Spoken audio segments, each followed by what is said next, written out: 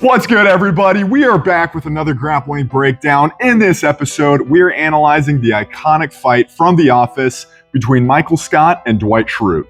In The Office, these two get into an argument about who would win in a fight. Dwight is a karate purple belt and is sure that he will be victorious. Michael, on the other hand, thinks Dwight doesn't stand a chance, so they head over to Dwight's dojo during their lunch break to settle this dispute once and for all.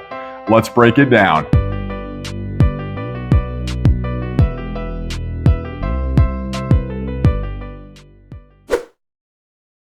We arrive at the dojo, and I feel like this is what most people outside of the martial arts community think of when I tell them I do judo. A McDojo where everyone is a black belt and also either overweight or just has zero athletic ability whatsoever.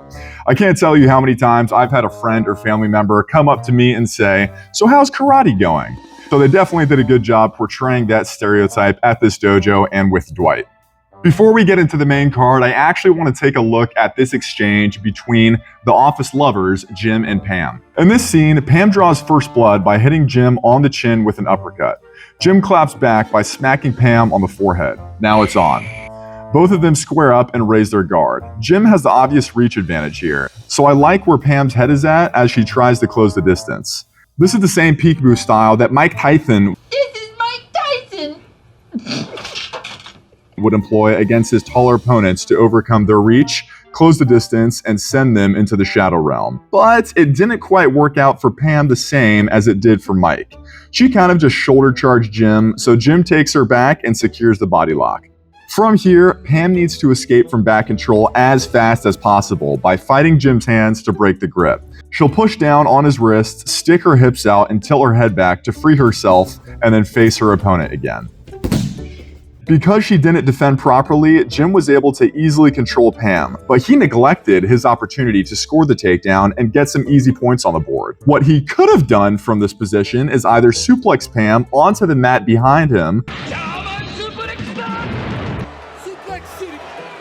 or hit a simple mat return to an armbar, which would have most likely ended the fight via submission. I believe this is why Pam was so upset afterwards. She's not dumb. She knows that Jim was taking it easy on her when he could have easily scored, and she didn't appreciate that pity treatment because it implies that he thinks she's weak.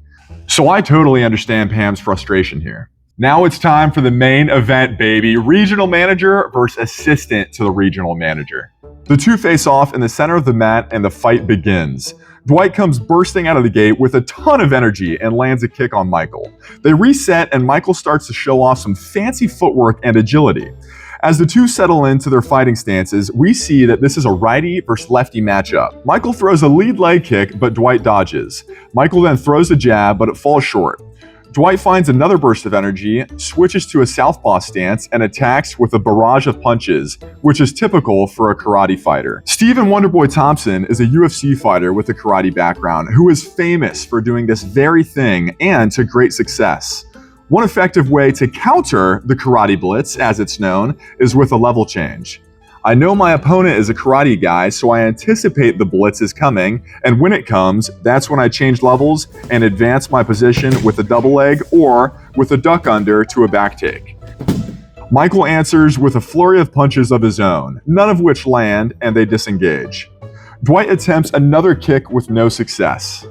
One thing that Michael did really well in this fight, which is possibly his greatest attribute as a fighter, is his mental warfare. Throughout the entirety of the fight, and even before the fight, Michael was prodding Dwight with taunts and intimidation tactics, trying to cause him to fold under the pressure and create an opening. God, you look like such an idiot! He does the same thing here after Dwight's failed kick by daring Dwight to try to kick him again. Dwight falls right into the trap, and Michael successfully catches the kick that he sees coming from a mile away and uses it to control Dwight and close the distance. In this clinch, Michael maintains great posture and breaks Dwight's posture by pulling down his head. Dwight failed to properly defend and is now in a bad spot. One thing he could have done to not only get out of the single leg, but actually land the takedown is hit a Harai Goshi throw, which is a great counter to the single leg. We do this by grabbing the whizzer and the tricep or wrist, sucking our opponent in and sweeping their lower body off the mat. And from here, Dwight would have had the dominant top position from where he could pin or submit Michael. Instead, Michael is able to pull down Dwight's headgear, which blinds him, and this is really where the course of the fight changes and Michael starts to take over. He takes the back, lands a few punches, and then separates. This clearly got to Dwight's head and ego because he starts seeing red and retaliates by throwing his headgear at Michael and charges him. However, Michael keeps the double underhooks, which allows him to maintain his balance and control Dwight. Dwight tries to muscle Michael to the ground, but ends up just falling onto his back, and Michael ends up on top. Now the fight has transitioned to the ground, so let's see how their jiu-jitsu is. But first, let's take a look at their performance on the feet.